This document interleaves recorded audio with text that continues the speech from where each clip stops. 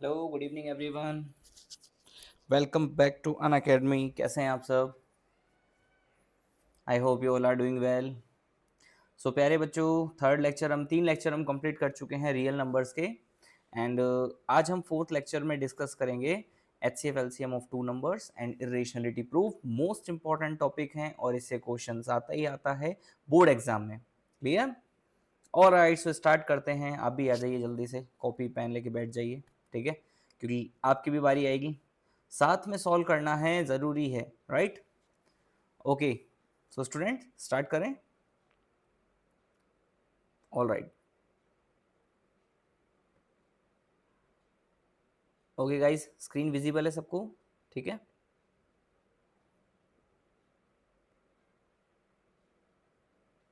All right. So आज का topic real number lecture 4।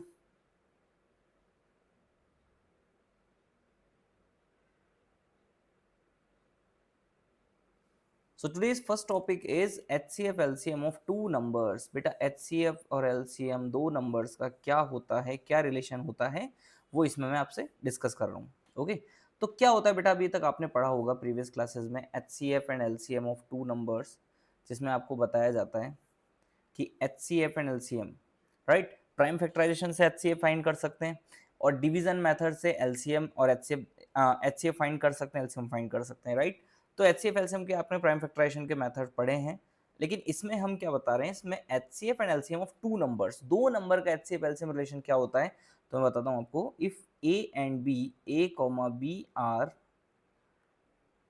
To positive integers, दो क्या हैं, पॉजिटिव इंटीजर्स हैं, तो बेटा उन दोनों के HCF LCM का रिलेशन क्या होगा, that HCF of these two numbers यानी A comma B into LCM of these two numbers A comma B is equal to product of these two numbers.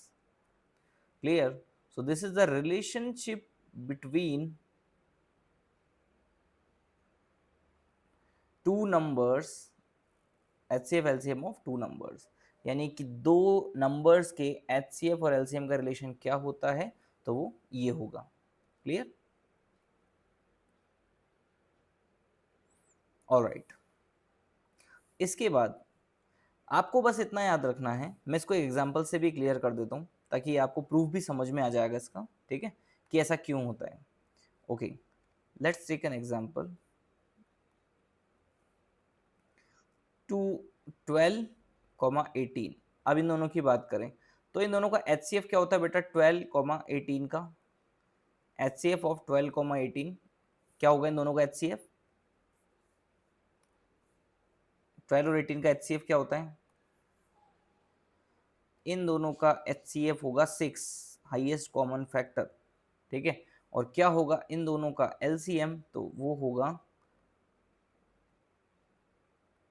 36, correct. अब आप चेक कर लो कि product क्या आ रहा है। Product is equal to 6 × 36 is equal to 216, correct. और जो HCF और LCM है, इन दोनों का प्रोडक्ट कितना आ रहा है, तो वो भी कितना आ रहा है बेटा, 6 × 36 is equal to 36। Wait wait wait, मैंने प्रोडक्ट इन दोनों का भी चेक किया और फिर मैंने प्रोडक्ट किया इन दो नंबर्स का, यानी कि 12 × 18। तो बेटा 12 × 18 करने पर भी कितना आ रहा है, 216 आ रहा है। इसका मतलब प्रूव हो जाता है कि product of two numbers is always equal to product of HCF and LCM। Clear? अब मुझे जल्दी से बताओ कि यहां तक का पॉइंट क्लियर हुआ या नहीं। यहां तक के पार्ट में ये क्योंकि इंपॉर्टेंट है और बेटा इससे क्वेश्चन आएगा ही आएगा, श्योर है आएगा, ठीक है। तो is this clear? Okay, any doubt? Okay, so आगे बढ़े।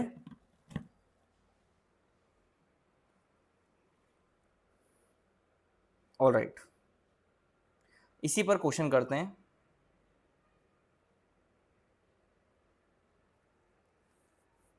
क्वेश्चन गिवन है दैट HCF ऑफ 336,54 इज ये उल्टा लिखा है, इज इक्वल टू 6, ठीक है। Then find LCM of 336,54। तो इन दोनों नंबर्स का गिवन टू नंबर्स आर, अब ये दो नंबर्स आपको गिवन हैं, कौन कौन से बेटा, 336,54, ये दोनों नंबर आपको गिवन है, और इन दोनों का आपको क्या फाइंड करना है, LCM आपको फाइंड करना है। तो अब आप अलग से इनका फाइंड LCM नहीं करोगे, आप क्या करेंगे, प्राइम फैक्टराइजेशन नहीं जरूरत इसमें, आप क्या करेंगे, आपको HCF गिवन है, तो because we know that HCF of A, B into LCM of A, B, यानी उन्हीं दो नंबर्स का LCM इज इक्वल टू बेटा किसके होता है, उन दोनों नंबर्स के प्रोडक्ट के, ठीक है, यही होगा। तो इनका HCF कितना गिवन है, 6, LCM हमें फाइंड करना है 336 इंटू 54, ठीक है, डिवाइड कर दो इसका 6 का इसमें, 6 9 ज़ा 54, और 336 को 9 से डिवाइड कर दो, यू विल गेट आंसर 9 6 ज़ा 54, 9 3 ज़ा 27, 27 प्लस 5 32, एंड 9 3 ज़ा 27, 27 plus 3 30, 3024। So LCM of 336, 54 is equal to 3024, ये होगा इसका आंसर। इजी है, क्लियर, ओके। इसी तरह का एक और क्वेश्चन करते हैं इसी कॉन्सेप्ट पर based.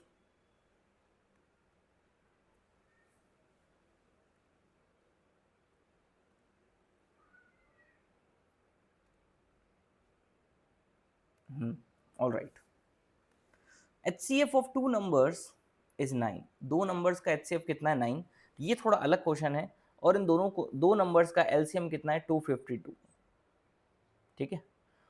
What will be sum of numbers, अब आप सोचेंगे सर क्वेश्चन गलत है, प्रोडक्ट होना चाहिए था यहाँ पर तो, लेकिन पूछा क्या है, सम। तो इस क्वेश्चन को कैसे अटेम्प्ट करना है, तो सबसे पहले तो ये समझें कि इसमें पूछा क्या गया है, इसमें पूछा गया बेटा सम ऑफ नंबर्स, उन दोनों नंबर्स का सम क्या होगा, ठीक है। तो उन दोनों नंबर्स का सम कुछ भी हो सकता है, लेकिन इस तरह का क्वेश्चन अगर एग्जाम में आता है या टेस्ट में या एग्जाम कहीं भी मिलता है, तो आपको बेटा सबसे पहले ये देखना पड़ेगा कि उन दोनों नंबर्स में कॉमन क्या है, यानी हाईएस्ट कॉमन फैक्टर क्या है, और हाईएस्ट कॉमन फैक्टर क्या है, इनमें 9 है। तो 9 अगर आप हमें हाईएस्ट कॉमन फैक्टर देखते हैं, तो बेटा इसका मतलब ये है कि दो नंबर x और y जो भी होंगे, x और y जो भी होंगे, ये दोनों किसके मल्टीपल होंगे, x और y जो भी दोनों मल्टीपल होंगे, ये होगा मल्टीपल ऑफ 9, मल्टीपल ऑफ 9, ये दोनों नंबर ही क्या होंगे, मल्टीपल ऑफ 9, क्योंकि दोनों में कॉमन क्या, हाईएस्ट कॉमन 9 है, करेक्ट। इसका मतलब एक नंबर होगा 9 का मल्टीपल 9m, और दूसरा नंबर होगा 9 का मल्टीपल 9n, मैं यही कह सकता हूँ, करेक्ट। 9m 9m 9n, क्योंकि दोनों में HCF क्या है, 9, क्लियर, समझ में आ रही है बात, क्लियर, ओके। अब सर इनका LCM 252 है, तो इसका मतलब ये 252 भी 9 से फिर डिविजिबल होना चाहिए, चलिए चेक कर लेते हैं अपनी तसल्ली के लिए कि ये 9 252 को डिवाइड करता है या नहीं। तो 9 2 जा बेटा 18, कितना रह गया 7, 2 9 8 जा 72, यस, इसका मतलब डिवाइड कर रहा है, इसका मतलब ये श्योर है कि ये दोनों नंबर 9 के मल्टीपल हैं। इसका मतलब तो हम यहाँ पर एज्यूम लिख सकते हैं, late numbers are 9m, 9n, clear.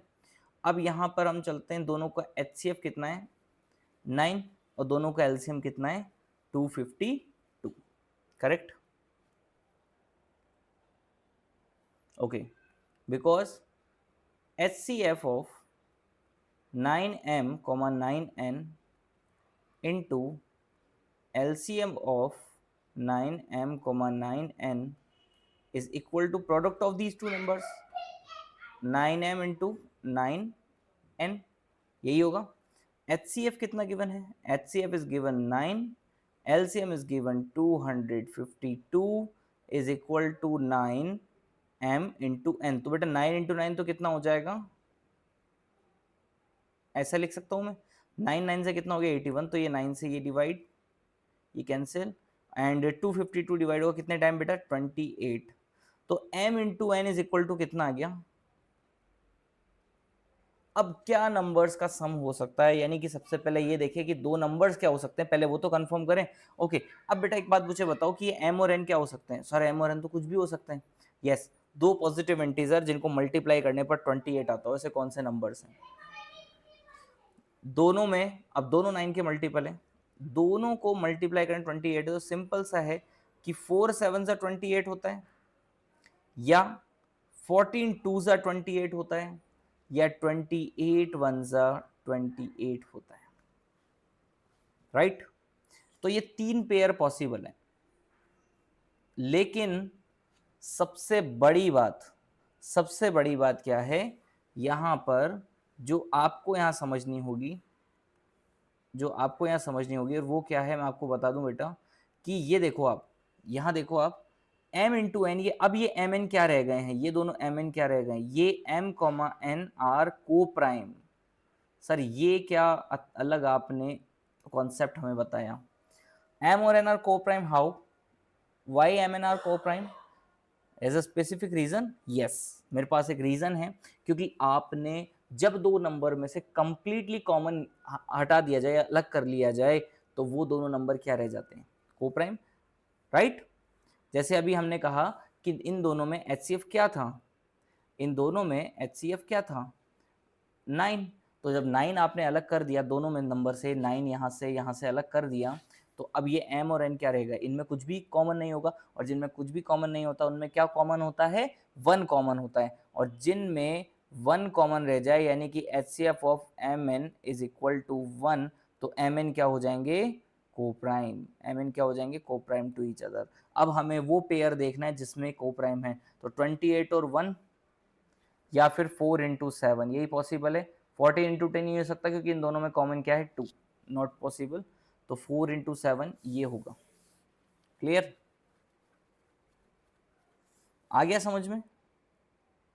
या फिर 28 इंटू 1, तो क्या क्या सम ऑफ नंबर्स हो सकते हैं, तो देखो m इज इक्वल टू 4 और n इज इक्वल टू 7, और m is equal to 28, n is equal to 1, correct. तो नंबर्स क्या हुए बेटा, 9 into 4 comma 9 into 7, numbers are 29 4 36, 36 comma 63, 36 comma 63, correct. और दूसरी तरफ 28 इंटू 4 और 28 इंटू 4 कॉमा 1, वेट, 28 इंटू 4 नहीं, 28 इंटू 9 कॉमा 1 इंटू 9, तो इस केस में क्या होंगे, नंबर्स आर 22 52 कॉमा 9, ये होगा या तो, ठीक है।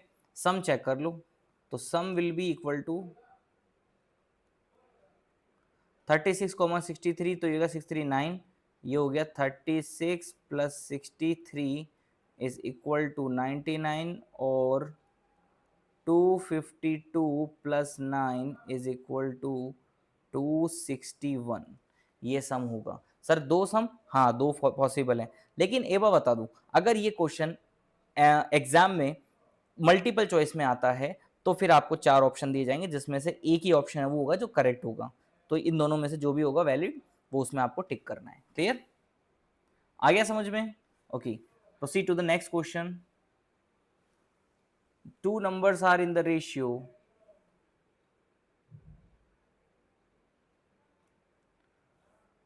21:17. If their HCF is 5, find their LCM. ये भी क्वेश्चन ऐसा ही है।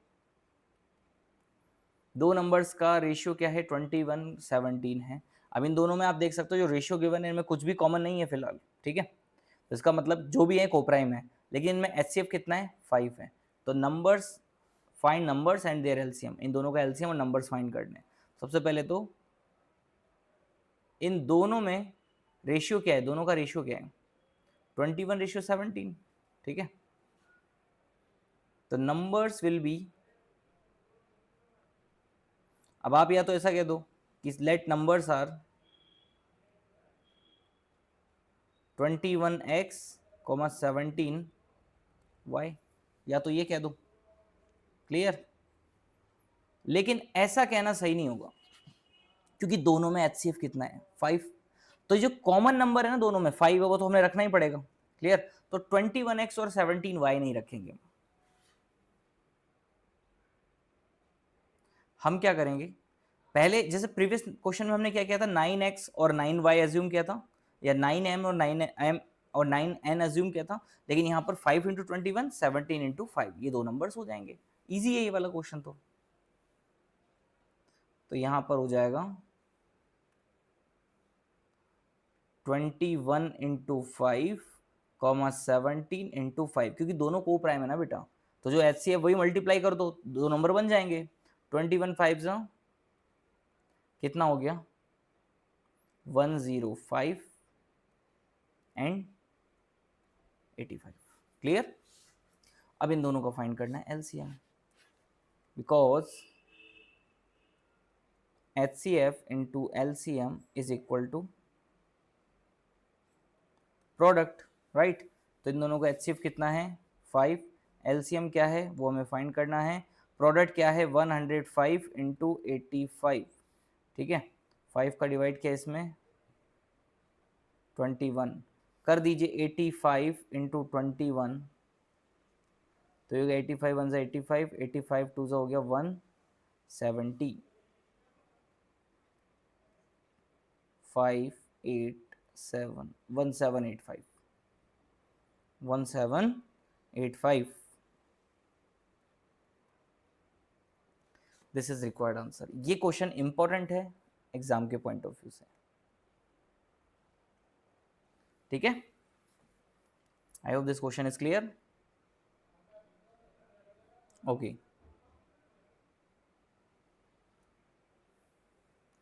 Proceed to the next.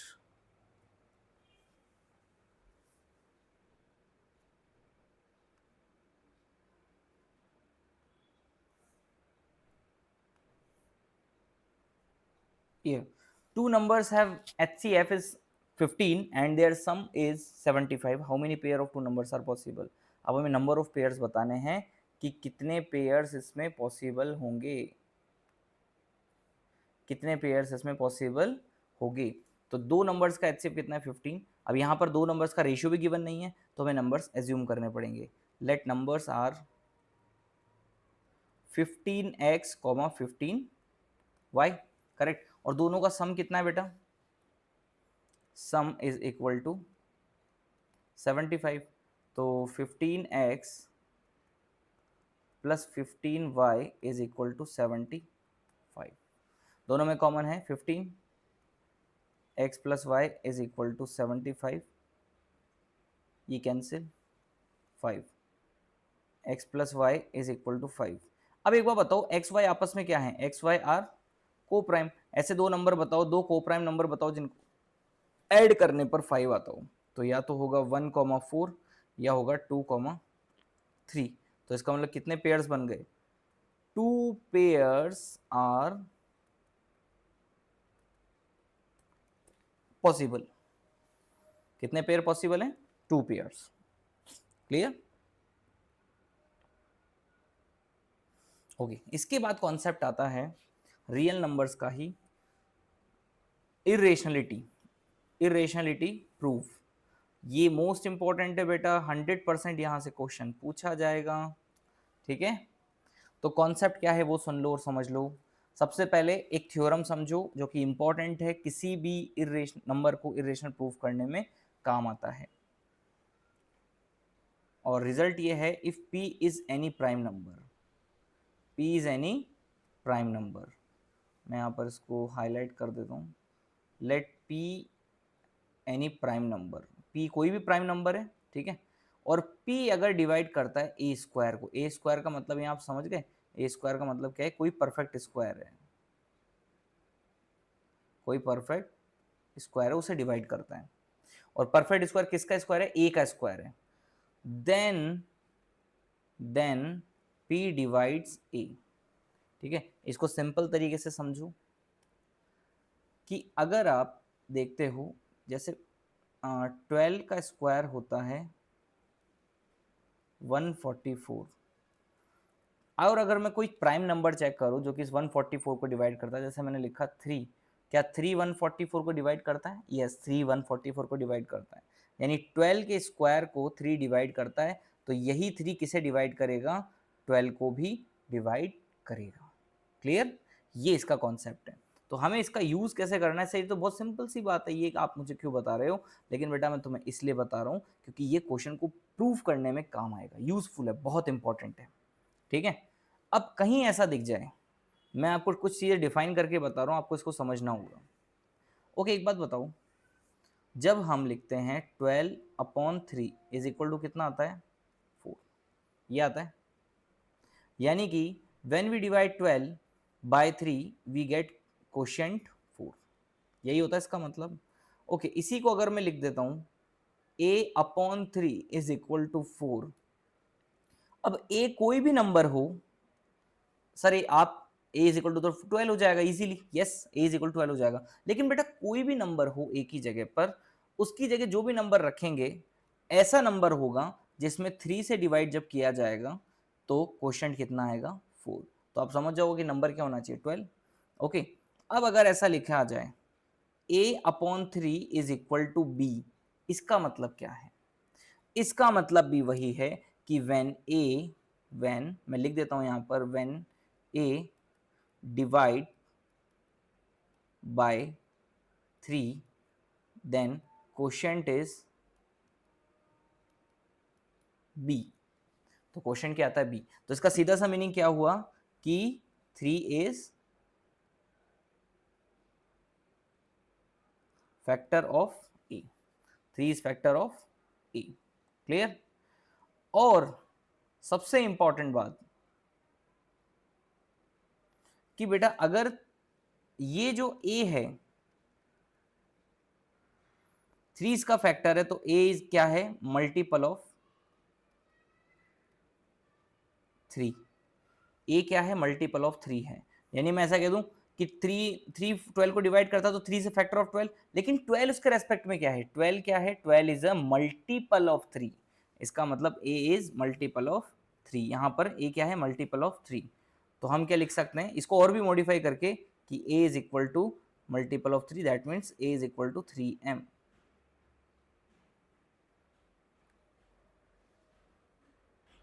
a is equal to 3m। Clear? अब इसका हम करते हैं क्वेश्चन, क्वेश्चन से सारे पॉइंट्स हो जाएंगे क्लियर।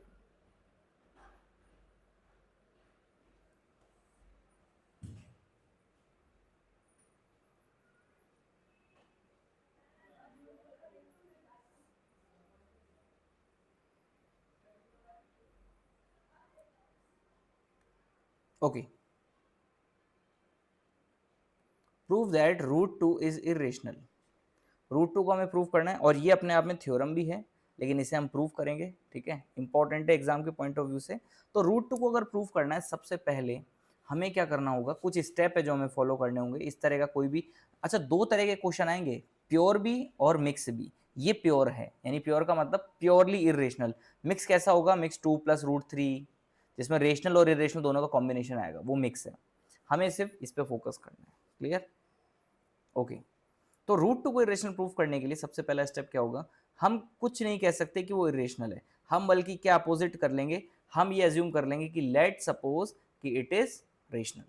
ठीक है, और लास्ट में हम ये कहेंगे, ओके मुझे एक बात बताओ कि 20 अपॉन, मैं यहाँ पर 15/20 लिख रहा हूँ, और एक मैं यहाँ पर इसको रिड्यूस करके लिख रहा हूँ 3/4।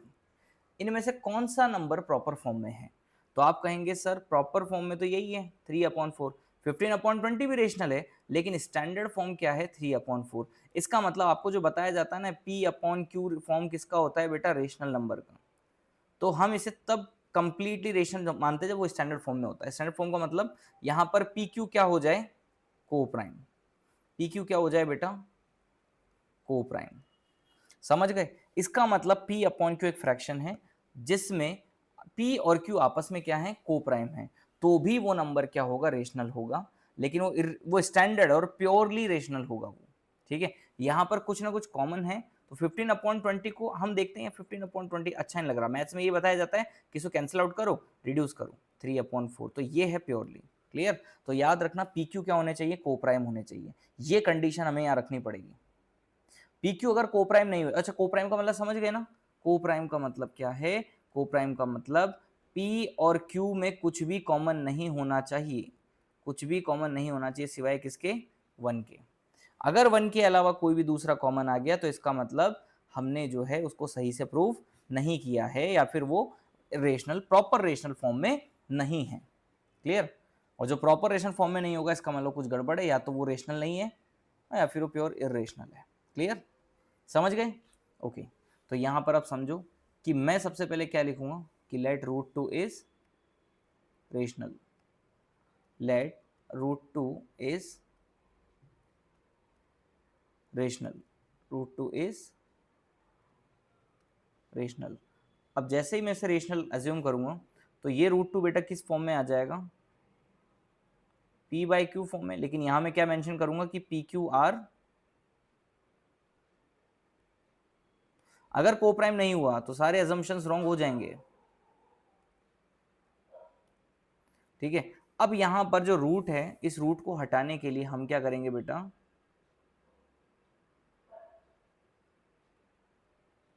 बोथ साइड स्क्वायर, और जैसे ही हम बोथ साइड स्क्वायर करेंगे तो ये तो हो जाएगा 2 और यहां हो जाएगा p square upon q square, correct. सीधे सीधे 2 को इधर ले आओ और क्यू स्क्वायर को इधर ले जाओ, क्लियर।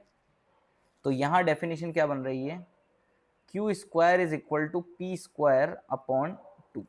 ये मैंने आपको अभी अभी बताया था, 2 एक प्राइम नंबर है, 2 एक प्राइम नंबर है,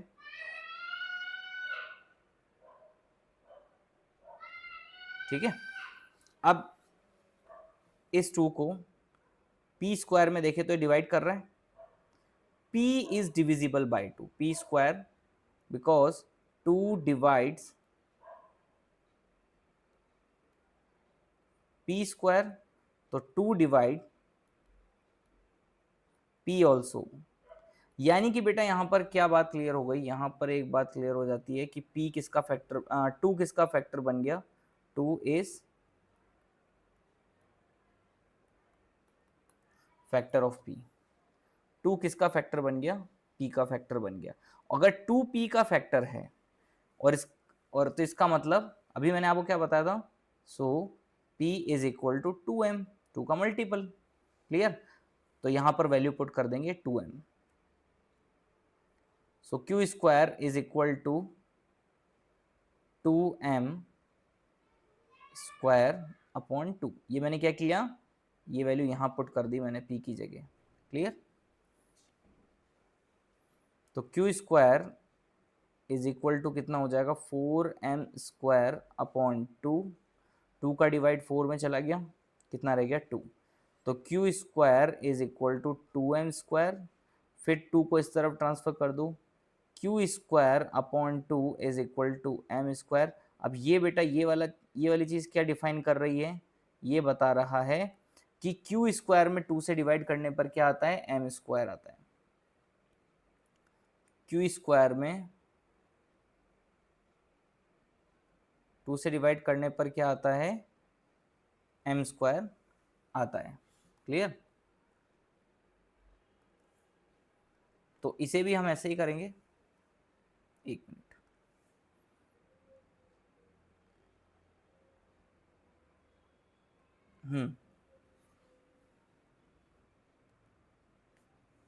लाइन नहीं बन रही, क्या बात है, अभी तो लाइन बन गई थी। चलिए कोई बात नहीं, ओके। तो यहां पर देखें, 2 divide Q square, 2 divide Q also, तो हम क्या कह देंगे यहां पर कि 2 इज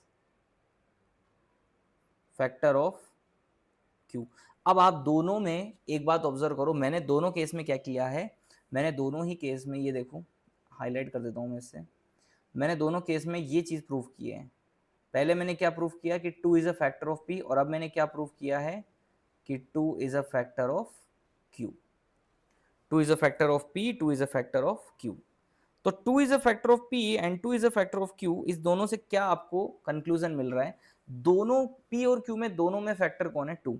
जबकि मैंने आपसे क्या कहा था कि HCF दोनों में कितना होना चाहिए, 1 होना चाहिए। लेकिन अभी ये क्या दिखा रहा है, हमने जो अभी प्रूव किया उसमें क्या आ रहा है, एक छोटी सी एरर आ रही है, और वो एरर क्या है कि दोनों में कॉमन फैक्टर मिल रहा है 2, जो कि नहीं मिलना चाहिए, बल्कि दोनों क्या होने चाहिए थे, को प्राइम होने चाहिए थे। तो हम यहाँ पर क्या कहेंगे, because 2 is factor of p and q, so it is contradict the fact pq are co-prime। 2 is a factor of p and q, so it is contradict the fact that pq are co-prime। यानी कि जो fact हमने assume किया था, जो fact हमें बताया गया था कि pq co-prime होने चाहिए, वो फैक्ट यहाँ पर कॉन्ट्राडिक्ट होता दिख रहा है। और इस कॉन्ट्राडिक्शन की वजह से वी विल से कि और सो और assumption, our assumption was wrong। कौन सी assumption wrong, कि root 2 is rational, so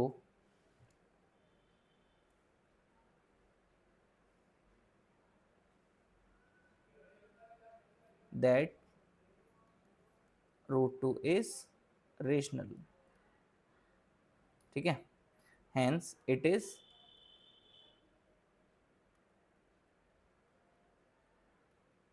root 2 is irrational। Clear, इस तरह से कंप्लीट प्रूफ होगा एक पूरे क्वेश्चन का, और इस ऐसा करने पर आपको मार्क्स मिलेंगे। क्लियर, प्योर के लिए आपको यही प्रोसेस फॉलो करना होगा। तो सर हमें क्या √3 के लिए भी यही प्रोसेस फॉलो करना होगा, चलिए √3 का भी यही बताया तुम।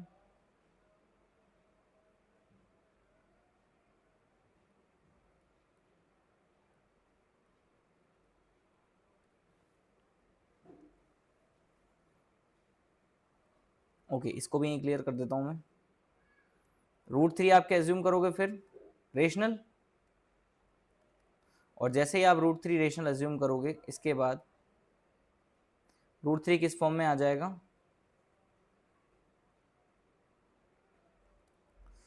तो √3 इज इक्वल टू किस फॉर्म में हो जाएगा बेटा, p by q, where p q are coprime. 3 is equal to क्या हो जाएगा, p square upon q square, both side जब हम स्क्वायर करेंगे, and q square will be equal to p square upon 3। ठीक है, और फिर ये 3 इज फैक्टर ऑफ p। इसी तरह से p किसका मल्टीपल बन जाएगा, so p is equal to 3m, 3 का multiple, q square is equal to क्या हो जाएगा, 3m स्क्वायर अपॉन 3, ये आपको देगा 9m square upon 3 is equal to 3m square. इसका मतलब क्यू स्क्वायर क्या बन गया, 3m square, so q is multiple of 3। Q किसका मल्टीपल है, 3 का। सेम वही स्टेटमेंट आपको देना है, 3 is a factor of, common factor of p and q, सो और assumption was, it is contradict the fact that pq are co-prime, और assumption was wrong। तो इसको भी आप प्रूफ कर सकते हो। ओके, चलिए नेक्स्ट वाला प्रूफ करते हैं। ये क्वेश्चन बोर्ड एग्जाम का है, 2022 में पूछा गया, CBSE का है। It is given that √5 is irrational, then prove that 3 plus 2 √5 is irrational।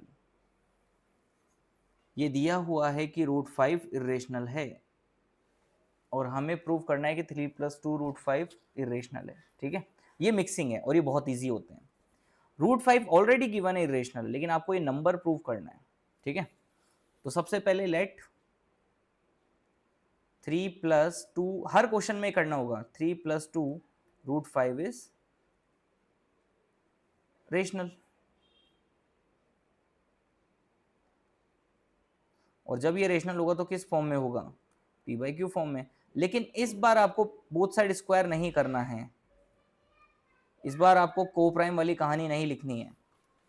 आपको क्या करना है, यहाँ देखना है कि इनमें से रेशनल कौन सा है और इरेशनल कौन सा है। आप देख सकते हो 3 रेशनल है, तो 3 को इधर ट्रांसफर कर दूं, तो 2√5 कितना रह जाएगा, is equal to p by q minus 3, correct. फिर आप देख सकते हो यहाँ पर रेशनल पार्ट कौन सा है, 2, तो रेशनल को वापस इधर ले जाओ और √5 को इधर रहने दो।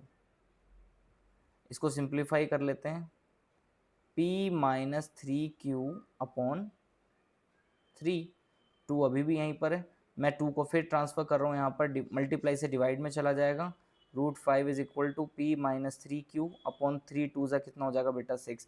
अब आप यहाँ पर देख सकते हो ये एक इक्वेशन ऑब्टेन हो गई है, because P q R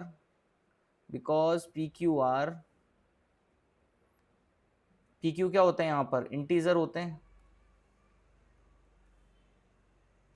P Q क्या होता है यहाँ पर, इंटीजर होते हैं। पी क्यू आर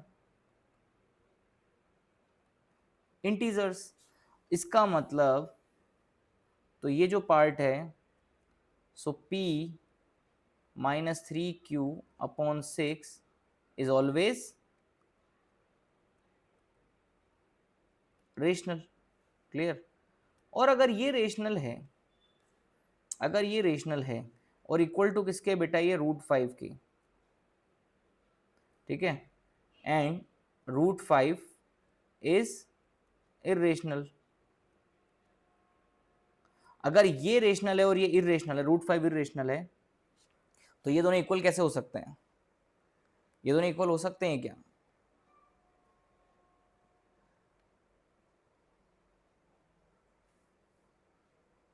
ये दोनों इक्वल हो सकते हैं क्या, ये पार्ट रेशनल है और ये पार्ट इरेशनल है, ये दोनों इक्वल हो सकते हैं, नहीं। तो ये दोनों जब इक्वल नहीं हो सकते, ठीक है, because irrational can't equal to rational, so और assumption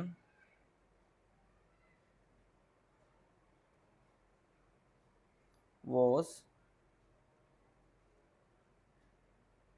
wrong that 3 plus 2 √5 is rational। तो ये क्या हो जाएगा, hence it is irrational। Clear, आ गया समझ में, अभी तक के पार्ट में कोई डाउट है, क्लियर।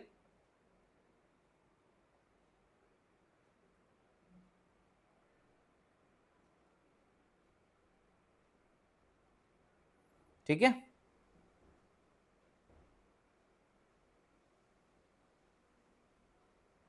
ओके, नेक्स्ट क्वेश्चन करते हैं। Prove that 3 plus √2 is irrational. अब ये वाला क्वेश्चन करेंगे।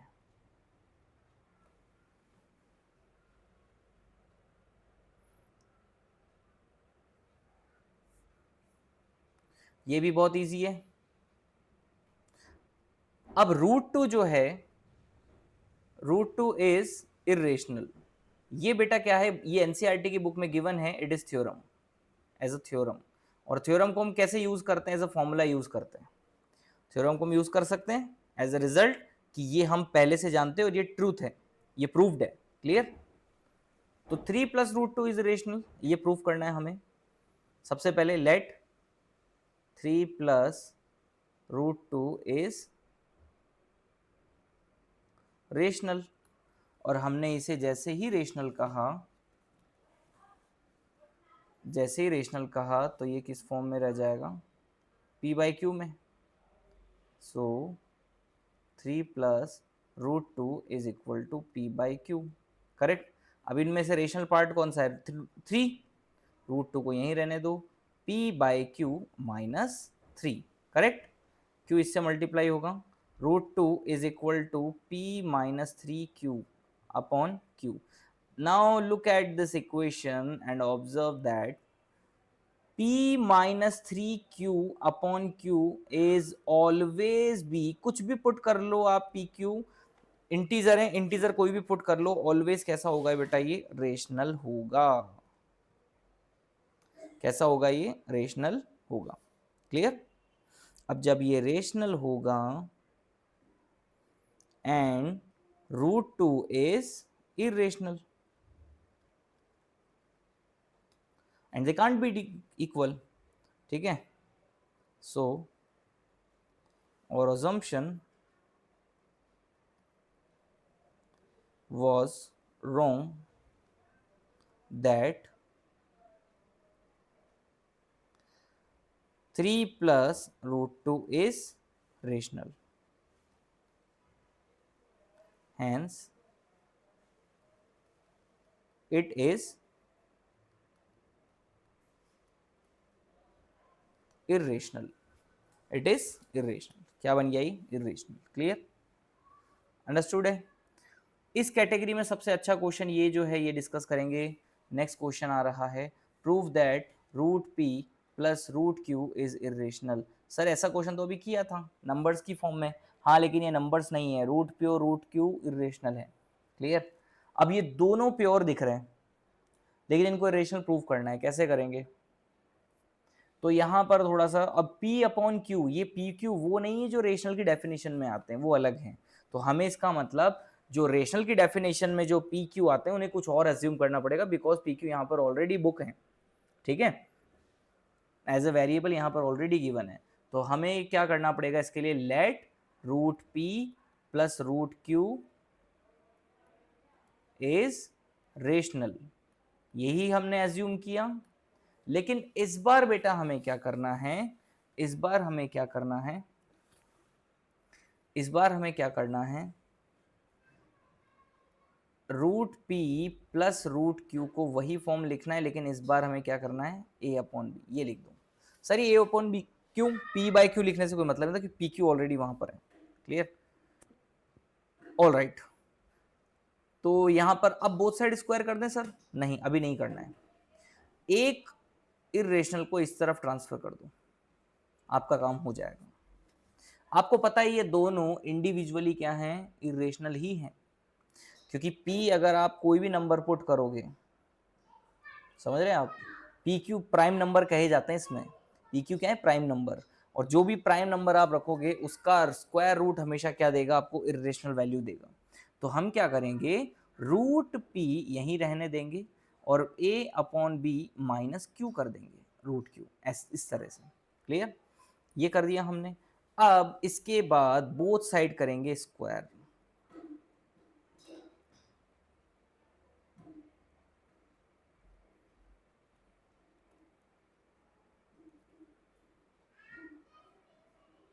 बोथ साइड क्या करेंगे, square.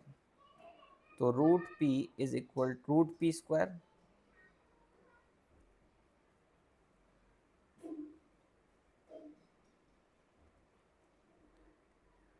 a upon B minus √q whole square. Clear? √p का स्क्वायर हो जाएगा p, a upon B minus √q, तो बेटा आपको पता होगा a माइनस बी का होल स्क्वायर क्या होता है, a square plus B square minus 2ab, यही होता है। क्लियर? चलिए यहाँ पर स्क्वायर कर देते हैं, a upon B square plus √q square minus 2a upon B and √q। Clear? So it will be p is equal to a square upon b square plus q minus 2a √q upon b। Correct? अब इन सब में LCM क्या आ रहा है वो देख लो आप, इन सब में एलसीएम आ रहा है b, डिनोमिनेटर में एलसीएम क्या आ रहा है, b।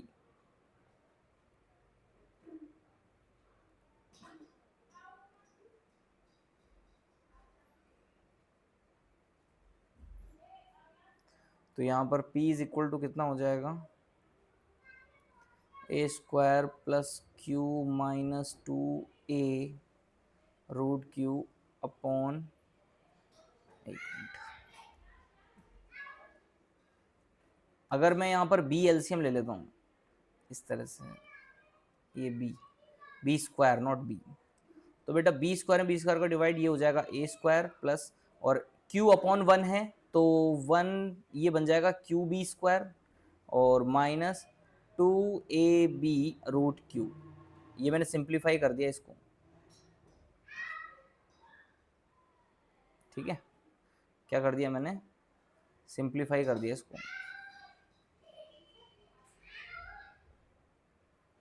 इस इक्वेशन। अब इस पूरे इक्वेशन में ऑब्जर्व करो, बिकॉज इंडिविजुअली देखा जाए रूट क्यू इज इरेशनल, ठीक है, तो और p क्या बन चुका है अब स्क्वायर रूट हटने के बाद, and p is rational, so RHS is purely, because RHS is purely क्या है, irrational, and LHS is rational, correct? So therefore and irrational cannot be equal to rational, therefore our assumption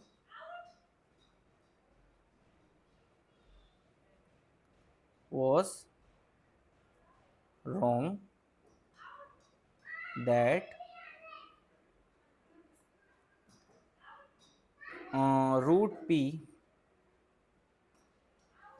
plus root q is rational, ठीक है, hence it is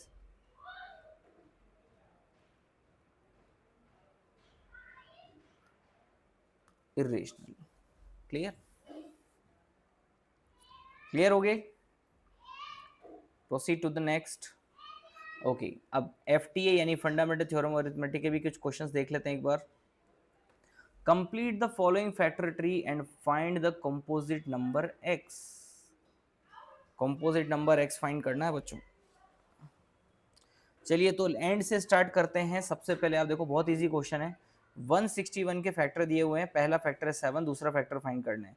7 का divide कर दो 161 में, 7 का divide किया 161 में, कितना आ जाएगा, 7 2 ज़ा 14, 7 3 21। इसका मतलब ये होगा, ये क्वेश्चन मार्क जो लग रहा है इसकी जगह पर क्या होना चाहिए बेटा, 23, करेक्ट। एक क्लियर हो चुका है। चलिए 161 इंटू 7 करने पर क्या आएगा, तो ये हो जाएगा 7 7 6 ज़ा 42, ये हो जाएगा 1127। अब 1127 इंटू 3 करने पर 3381 आ रहा है, बिल्कुल सही है, क्लियर।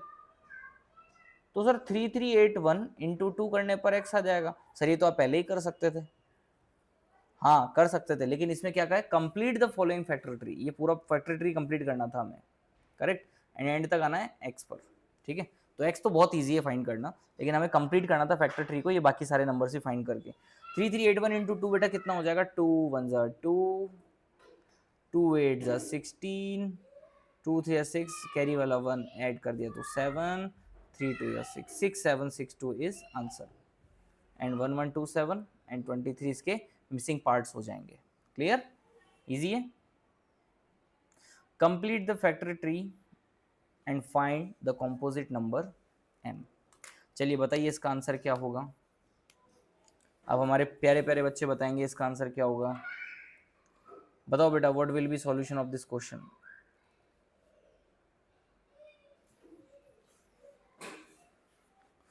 ओके, तो इसको एंड से स्टार्ट करते हैं, लेकिन एंड से स्टार्ट करेंगे, फैक्टर ट्री कंप्लीट करना है, कंपोजिट नंबर m फाइंड करना है। अब यहां पर आप देखो, ऊपर की तरफ अगर हम देखें तो n के जो दो फैक्टर हैं वो क्या हैं, 2 और 8190। तो 2 और 8190 को मल्टीप्लाई कर दो, n शुड बी क्या होना चाहिए, n 0, 2 9 ज़ा 18, 1 कैरी हो गया, 2 1 ज़ा 2 और ये हो जाएगा 3, 2 8 ज़ा 16, 16,380, 16,380। फिर 4095 के देखो फैक्टर किए हुए हैं, 4095 के फैक्टर किए हुए हैं,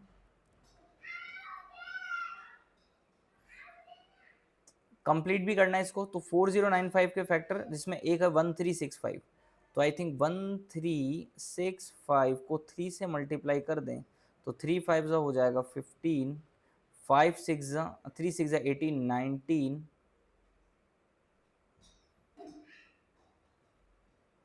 और 3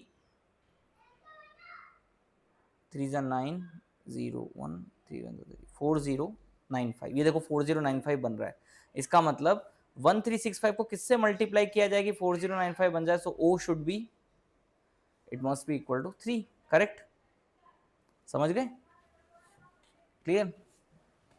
इसके बाद अब 91 के दो फैक्टर चाहिए। यहां पर n हमने कितना फाइंड किया, 16,380, 80, तो 16,380 का डबल कर दो 32,000, ये हो जाएगा 0, 2 8 16 और ये हो जाएगा 32,760। क्लियर?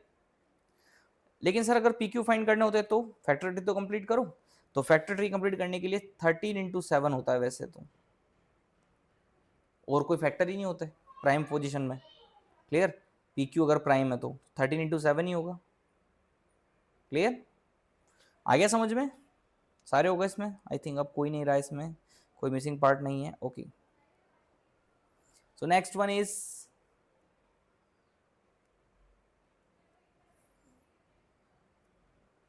वर्ड प्रॉब्लम भी इसमें देख लेते हैं। An army contingent of 616 members is to march behind an army of band of 32 members, यानी कि आर्मी का एक कॉन्टिजेंट है जिसको 616 मेंबर्स के साथ मार्च करना है behind army band of 32 members in a parade. The two groups are to march in the same number of column, इन दोनों ग्रुप को सेम नंबर ऑफ कॉलम में डिवाइड करना है और दो ग्रुप, इन दोनों ग्रुप को एक मार्च में जाना है। ठीक है? What is the maximum number of column in which they can march. अब बेटा मैं आपको इसको एक एग्जांपल से रिलेट करके बताता हूँ। आप स्कूल में देखते होंगे, अपने स्कूल में जब आप कंप्लीट कलेक्ट होते हैं असेंबली ग्राउंड में, तो वहां पर आपको बोला जाता है कि number of student in each row should be same, equal, right? इसके लिए हो सकता है कि 9th वाले बच्चे को 10th वाली लाइन में शिफ्ट कर दिया जाता है, या 10th वाली को 9th वाली में, तो इस तरह शफलिंग हो जाती है, जैसे नंबर ऑफ स्टूडेंट क्या हो जाए, इक्वली डिवाइड हो जाए और एक प्रॉपर मैनर में एक जो है एक ऑर्गेनाइज तरीके से असेंबली को कंडक्ट किया जा सकता है। ऐसा ही होता है, करेक्ट? तो उसमें हम क्या करते हैं, शफलिंग करते हैं। लेकिन आप देखना कभी नंबर ऑफ स्टूडेंट इक्वल होते हैं, उस केस में क्या करते हैं, हमें इक्वली डिवाइड करना है, तो हम सबसे बड़ा वो नंबर लेते हैं जो कि इक्वली सबसे डिस्ट्रीब्यूट किया जा सकता है। डिस्ट्रीब्यूशन का मतलब समझ रहे हो, डिवाइड। तो डिवाइड का मतलब समझो, डिवाइड का मतलब इन दोनों ग्रुप के जो मेंबर्स हैं उन दोनों को इक्वली डिवाइड करने वाले नंबर कौन सा होगा। अब सर 2 भी हो सकता है, 3 भी हो सकता है, 4 भी हो सकता है, लेकिन हाईएस्ट हमें रखने हैं। मेरी बात समझना। अब आपको असेंबली में सर 2-2 की लाइन बना दो, नहीं, हाईएस्ट कितने आ सकते हैं जिससे इक्वली डिस्ट्रीब्यूट हो जाए, तो हाईएस्ट कॉमन फैक्टर, मेरी बात समझना। क्लियर? हाईएस्ट कॉमन फैक्टर इसमें हमें फाइंड करना होगा। So what we have to find in this question, we will find HCF, तो required number will be HCF of 616, 32। इन दोनों का HCF फाइंड कर दो। HCF फाइंड करने का तरीका क्या होगा, देखो EDL से कर दें, यूक्लिड डिवीजन लेमा से। 32 का डिवाइड किया मैंने किसमें, 616 में। आई थिंक ये होगा 640, तो ये होगा 18, 32 इंटू 18, 32 1 जा 32, ये रह गया कितना, 291, और ये होगा 291 .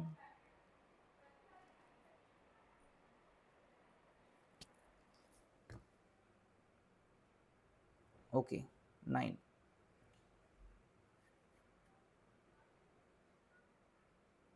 थ्री। अब ये 3 का डिवाइड करेंगे किसमें, 32 में।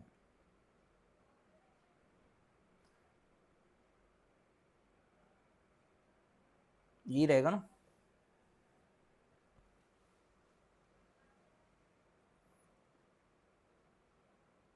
3 9 जा 27, 3 10 जा 30। नहीं नहीं, एक मिनट गड़बड़ हो गई। 616 में डिवाइड करना था ना अपने को, तो 32 तो नहीं, 64 64। ओके, यहाँ 6 होगा बेटा, 6 होगा यहाँ पर, तो रिमेनिंग पार्ट रहेगा 8। 8 का डिवाइड 32 में गया 4 टाइम्स। इसको करेक्ट कर देता हूँ मैं एक बार। यहाँ पर है 296, रिमेनिंग कितना रह जाएगा 4। If we divide 32 by this 4 we will get 8 as a quotient and 0 as a remainder. So 4 is HCF. So required number is 4. That means number of column, maximum number of column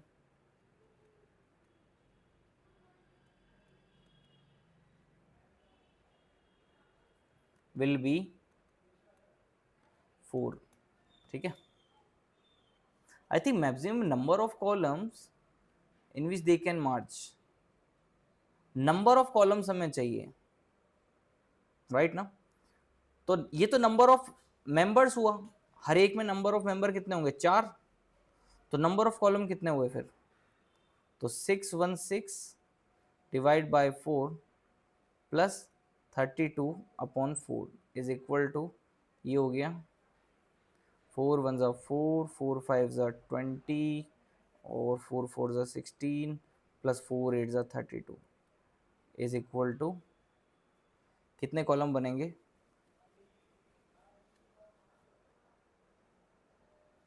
4 column. हाँ 4 ही हो सकता है इसमें तो,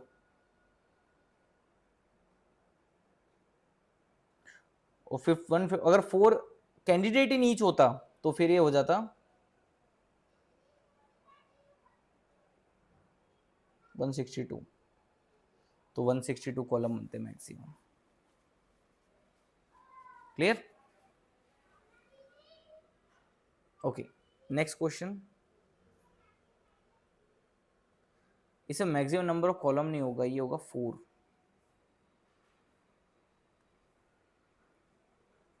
maximum number of persons, yes,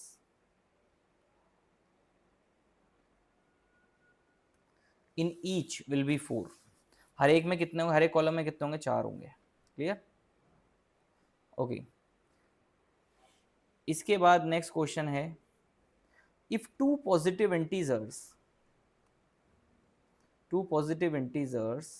x and y are written as x is equal to p cube q square and y is equal to p q cube, where p q are distinct primes, दोनों prime हैं, तो find HCF on x and y। आपने देखा होगा बेटा, जब दो numbers के प्राइम फैक्टर करके हम HCF LCM फाइंड करते हैं तो उनमें हाईएस्ट कॉमन फैक्टर, जो कॉमन जो फैक्टर्स होते हैं उनको सेलेक्ट करते हैं, प्राइम नंबर जो कॉमन होते हैं उनको सेलेक्ट करते हैं, मल्टीप्लाई करके आंसर लाते हैं, राइट। देखा होगा ना आपने, ऐसा 12 is equal to 3 into 2 into 2, और अगर 18 की बात करें तो 3 इंटू 2 इंटू 3, ऐसा ही होता है।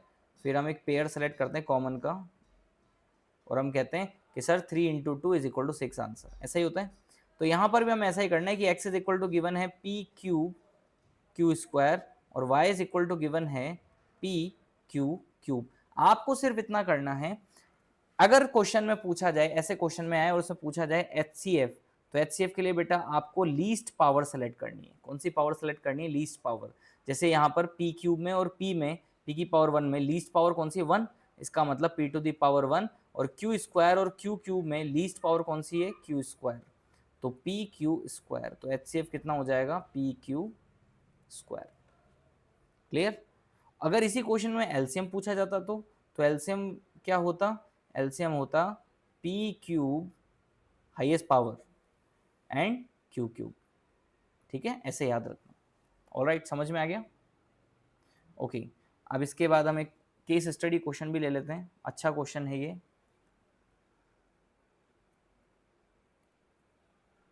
Shelby is a tuition teacher and teaches mathematics to some kids at her home. She is very innovative and always plan new games to make her student learn concepts. Today she has planned a prime number game. She announced the number 2 in her class. Okay. तो सबसे पहले जो class teacher शैलवी है वो एक prime number का game खेल रही है स्टूडेंट्स के साथ, जिसमें ये बताया गया है she is playing the prime number game and she announce first number 2. 2 is a least prime number, you all know very well, right? She announced the number 2 in her class. Okay, then ask the first student to multiply by it a prime number. Okay, sometimes ऐसा होता है कि किसी student को कहा बेटा कोई prime number मन में सोच लो और उससे मल्टीप्लाई कर दो, बस वही गेम ये चल रहा है, ठीक है, and then pass it to second, और फिर दूसरा स्टूडेंट दूसरे प्राइम नंबर से मल्टीप्लाई करेगा, हो सकता है सेम नंबर से भी कर दे, आपका वाला जो नंबर आपने सोचा वो भी वही सोच ले, ऐसा है, ठीक है। तो ये ऑर्डर चलता जा रहा है और इस तरह से ये प्रोसेस चलता जा रहा है। And third, and this way multiplying to a prime number, the last student got 1735250, यानी कि मल्टीप्लाई करने पर जो नंबर आ रहा है वो अगले को दे दिया, फिर उसने अपने प्राइम नंबर से मल्टीप्लाई किया, फिर उसको प्रोसेस कर दिया आगे, ठीक है। इसका मतलब 131735250। तो he told this number to Shelby in the class. Now ask some question to student as a given below. तो यहाँ पर कुछ क्वेश्चन दिए, how many student are in the class. सबसे पहले तो आप ये देखो कितने प्राइम नंबर थे, सबने अपने अपने प्राइम नंबर दिए, कितने प्राइम नंबर थे। अब आप सबसे पहले तो 1735250 के प्राइम फैक्टर कर दो, कंप्लीट सॉल्यूशन आपको यहीं से मिल जाएगा। 2 से ही स्टार्ट करेंगे, मैडम ने 2 बोला था पहले, ठीक है। 2 8 ज़ा 16, 2 6 ज़ा 12, 2 6 ज़ा 12 और ये 2 और ये 5। अब बेटा इसको 5 से डिवाइड कर देते हैं क्योंकि जो लास्ट डिजिट है वो क्या है 5, ठीक है। ओके, तो 5 1 ज़ा 5, 5 7 ज़ा 35, 5 3 ज़ा 15, 5 2 ज़ा 10, 5 5 ज़ा 25। Again we will divide by 5, 5 3 ज़ा 15, 5 4 ज़ा 20, ठीक है, 5 6 ज़ा 30, 5 5 ज़ा 25। अगेन 5 से डिवाइड, 5 6 ज़ा 30, 5 9 ज़ा 45, 5 3 ज़ा 15। 3 से डिवाइड, 231। अब ये 231 किससे डिवाइड होगा, 7 से। 7 3 ज़ा 21, 7 3 ज़ा 21। 3 से डिवाइड 11, 11 से डिवाइड 1, ठीक है। अब आप देख